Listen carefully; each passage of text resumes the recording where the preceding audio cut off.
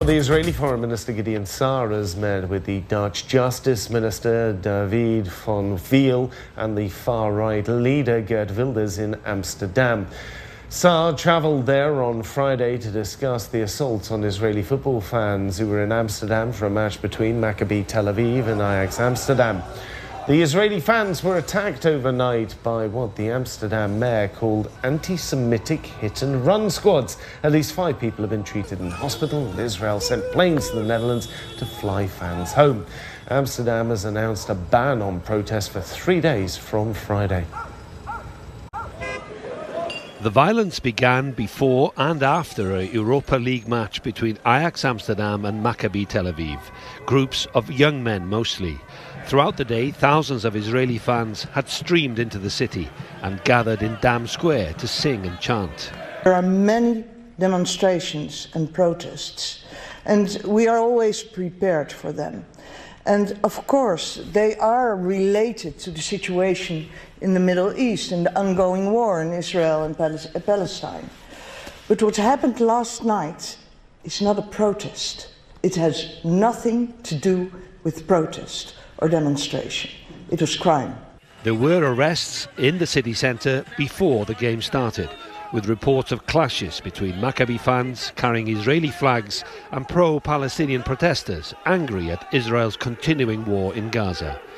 Visiting fans set off fireworks, some made racist chants about Arabs, and there were reports on social media of Palestinian flags being torn down. Despite their presence, Dutch police have been criticised. They came really late. They came too late. They came when a lot of people were already hurted, injured. Some of them probably go to the hospital. I don't know if they 100% show information if they go to hospitals. The streets around Johan Cruyff Stadium were well policed, but Amsterdam's mayor said perpetrators actively sought out Israeli football supporters to attack them. The Dutch Prime Minister, Dick Schoof, said the scenes in Amsterdam had been perpetrators should be found and prosecuted. Travellers heading into Europe from Israel said they have concerns, especially after a year of war between Hamas and Israel.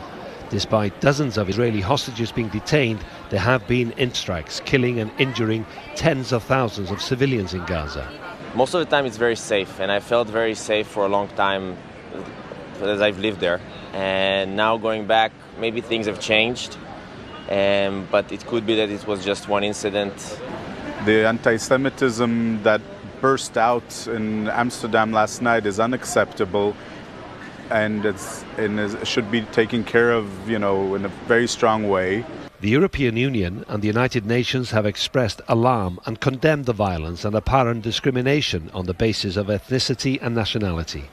Thursday night's violence follows another incident in Amsterdam last March, when Israeli and Palestinian supporters demonstrated against each other as the Netherlands opened the country's first Holocaust museum.